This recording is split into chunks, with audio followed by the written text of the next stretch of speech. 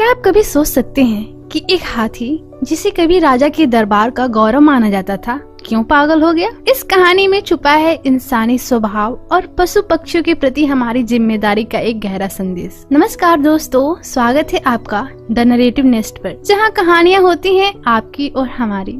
आज हम लेकर आए हैं हिंदी साहित्य के महान रचनाकार मुंशी प्रेमचंद की अद्भुत कहानी पागल हाथी। चले इस रोमांचक और भावुक कहानी को शुरू करते हैं। मोती राजा साहब की खास सवारी का हाथी। यो तो बहुत सीधा और समझदार था, पर कभी कभी उसका मिजाज गर्म हो जाता था और आपे में न रहता था। उस हालत में उसे किसी बात की सूझ ही न रहती थी। महावत का दबाव भी न मानता था। एक बार इसी पागलपन में उसने अपनी महावत को मार डाला। राजा साहब ने वह खबर सुन ली और उन्हें बहुत क्रोध आया। मोती की पदवी छिन गई। राजा साहब की सवारी से निकाल दिया गया। कूलियों की तरह उसे लकड़ियां ढोने पड़ते, पत्थर लादने पड़ते और शाम को वह पीपल के नीचे मोटी मोटी जंजीरों से बांध दिया जाता। राती बंद हो गया। उसके सामने सूखी टहनियां डाल दी जाती थी और उन्हीं को चबाकर वह भूख की आग बुझाता। जब वो अपनी इस दशा को अपनी पहली दशा से मिलाता तो वो बहुत चंचल हो जाता। वह सोचता, कहाँ मैं राजा का सबसे प्यारा हाथी और आज कहाँ मामूली मजदूर हूँ। यह सोचकर वह जोर जोर से चिघाड़ता और उछलता। आखिर एक दिन से इतना क्रोध आया कि उसने लोहे की जंजीरें तोड़ डाली और जंगल की तरफ भागा। थोड़ी ही दूर पर एक नदी थी। मोती पहले उस नदी में जाकर खूब नहाया, तब वहां से जंगल की ओर चला। इधर राजा साहब के आदमी उसे पकड़ने के लिए दौड़े, मगर मारे डर के कोई पास न जा सका। जंगल का जानवर जंगल में ही चला गया। जंगल में पहुंचकर अपने साथियों को ढूंढने लगा। वह कुछ दूर और आगे बढ़ा तो हाथियों ने जब उसके गले में रस्सी और पांव में टूटी जंजीरें देखी तो उससे मुंह फेर लिया।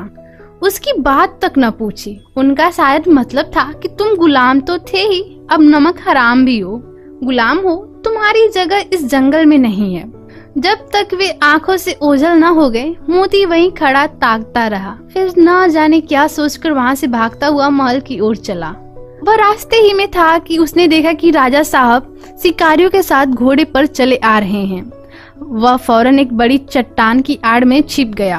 धूप तेज थी। राजा साहब जरा दम लेने के लिए घोड़े से उतरे। अचानक मोती आड़ से निकल पड़ा और गरजता हुआ राजा साहब की ओर दौड़ा। राजा साहब घबराकर भागे और एक छोटी सी झोपड़ी में घुस गए। जरा देर बाद मोती भी पहुंचा। उसने राजा साहब को अंदर घुसते हुए देख लिया था। पहले तो उसने अपनी सूंड से ऊपर का छप्पर गिरा दिया, फिर उसे पैरों से रौंद कर चूर चूर कर डाला। भीतर राजा साहब मारे डर के बुरा हाल था। जान बचने की कोई आशा न थी। आखिर कुछ न सूझी तो वह जान पर खेलकर पहले दीवार पर चढ़ गए और दूसरी तरफ कूदकर भाग निकले। मोती द्वार पर खड़ा छप्पर रौंद रहा था और सोच रहा था कि दीवार कैसे गिराऊं। आखिर उसने धक्का देकर दीवार गिरा दी। मिट्टी की दीवार पागल हाथी का धक्का क्या सहती। मगर जब राजा साहब भीतर न मिले तो उसने बाकी दीवारें भी गिरा दी और जंगल की तरफ चला गया। घर लौटकर राजा साहब ने ढिढोरा पिटवा दिया कि जो आदमी मोती को जीता पकड़कर लाएगा उसे 1000 रुपए इनाम दिया जाएगा। कई आदमी इनाम के लालच में उसे पकड़ने के लिए जंगल गए, मगर उनमें से एक भी न लौटा। मोती के महावत का एक लड़का था। उसका नाम मुरली था। अभी वह कुल 8-9 बरस का था, इसलिए राजा साहब दया करके उसकी और उसकी माँ को खाने पहनने के लिए कुछ खर्च दिया करते थे।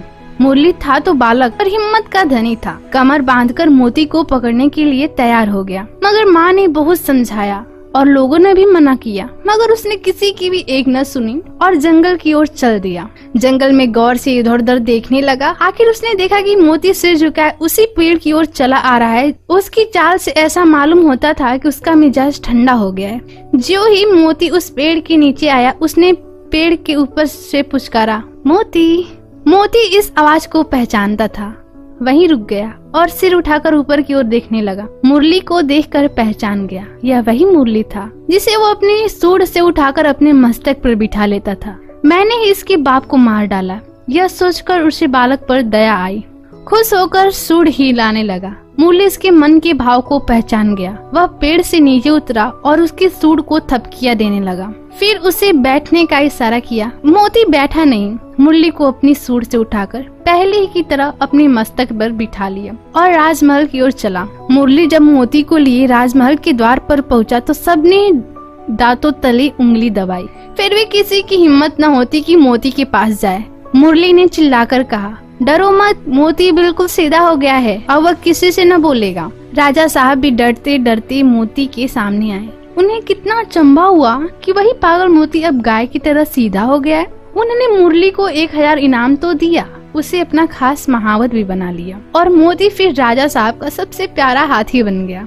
तो दोस्तों, यह थी कहानी पागल हाथी, जो हमें सिखाती है कि प्रेम और करुणा का महत्व कितना बड़ा है। अगर आपको यह कहानी पसंद आई और आप ऐसी ही और कहानियाँ सुनना चाहते हैं तो हमारे चैनल द नरेटिव नेस्ट को सब्सक्राइब करना ना भूलें। अपने विचार और प्रतिक्रिया नीचे कमेंट में जरूर बताएं। अगली बार फिर मिलेंगे, तब तक के लिए अलविदा एंड थैंक्स फॉर वॉचिंग।